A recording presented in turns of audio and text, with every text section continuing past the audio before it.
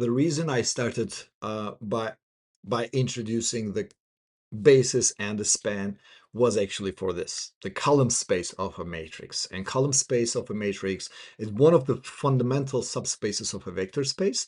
And I will start, instead of giving the definition, right out definition, I will start by building on top of the intuition that I have just provided. Take our data set, right? So we have three features, and I have n data points, and I have x1, x2, x3 data points. So I can go ahead, just like my Mufasa death scene image or my Michael Jordan dribbling image. I can place these data points in a 3D space, and I can actually visualize, because as humans, we can visualize three-dimensional spaces, three-dimensional objects. I can see the scatter plot, right? But of course, we will stop being able to visualize things the moment that they go beyond 3 dimensions.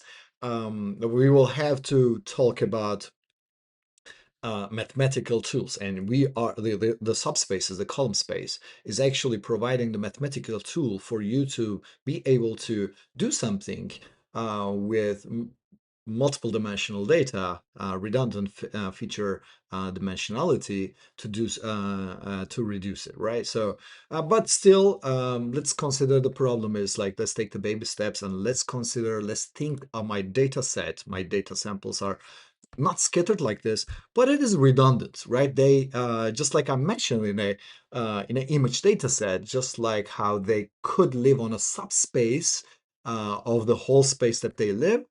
Let's say my data set is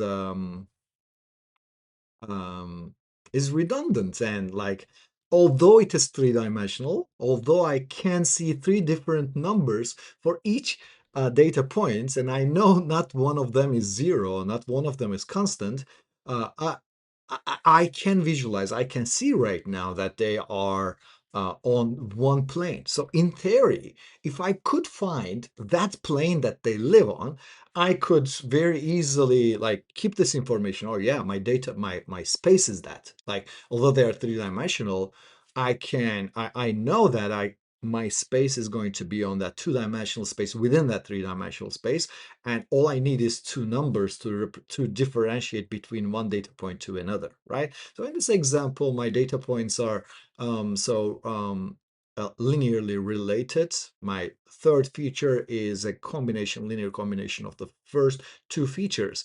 It can so happen that we'll start seeing from the next week that the third feature is not necessarily have to be the exact linear combination of the two, but they can be kind of collinear, meaning that they can have some information. They can have some of the features can have most of their information from other features, and they are kind of redundant, and we don't lose much if we um, understand the subspace. So, which takes us to the column space. So the column space of a matrix A with its columns vi from like I to n is the span of these columns. And again, like I marked the word span red because we need to remember what it means. The span of these columns mean that I'm only interested in the set of linearly independent ones. So the column space of a matrix directly ignores the linearly dependent components, right? So that's my column space, and it's defined with C of A is the span of V1 to Vn, right? So like if some of them are linearly dependent, then I will describe a space within that huge space, even though each and every one of these V's are have different numbers, more than the actual dimensionality. I will know that my data points live on that subspace. So that's from the data perspective. But we mentioned that matrices are also operations, right? They like I can use a matrix A as a system operation that takes a vector and yields another vector. And we saw from matrix multiplication that some matrices whose determinant is not zero, I'll take the one on the left, 2, 1, 1, 2, it takes my vectors and projects into like take them to another location, right? So it takes starts from the same space and then gives the um, if it is a square matrix, n by n, ends up in the same space, although warped, but it is the same space. But sometimes if it is, if the determinant is zero, it just collapses everything on a space.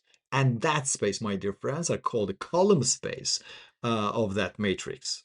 So, so if only thing that I can do, like with this matrix on the right, 1, 2, 2, 4, I end up falling on that space, and it's clear that the columns of that space are linearly dependent, and the column space of that space is only one line, right? So it's the line that's on 1, 2. So I can then say that the system AX equals B is solvable, meaning X can be found from B if and only if if B is on the column space of A.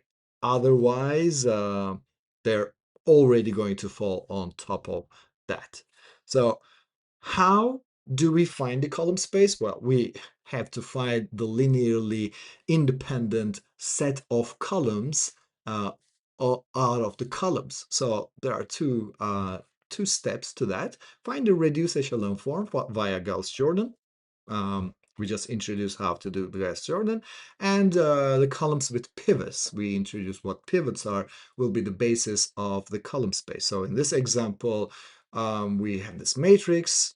First, let's pause and understand what this matrix is doing. It's a fat matrix, right? It's a wide matrix that has 3 rows and 4 columns, meaning its input is going to be 4-dimensional and its output is going to be 3-dimensional. So um, therefore, I know at least my 4 dimensions are going to be collapsed to 3 dimensions via this matrix, if this matrix is an operation matrix, or if this matrix um, is a data matrix, 3 rows, 4 columns. I have 3 different data points, but I describe these data points with 4 different features. So some of the features can be redundant, right? So like all I want to do, I calculate, I reduce the echelon form, I make the ones 0 and then take it to my calculate my pivots, and that's my reduced echelon form. So I can find my pivots, this 1, 1, 1. I notice how I no longer have a main diagonal because it's no longer a square matrix, and this non-square matrix will have all of the columns with pivots are going to be my column space. So these columns are the first 3 columns. So I take my first 3 columns of my data set of my matrix, and I say, well, span is this. But it could have been such a way that it could have been only the first two columns, and I could say span of this matrix is the first 2 columns. So here's an example of the column space.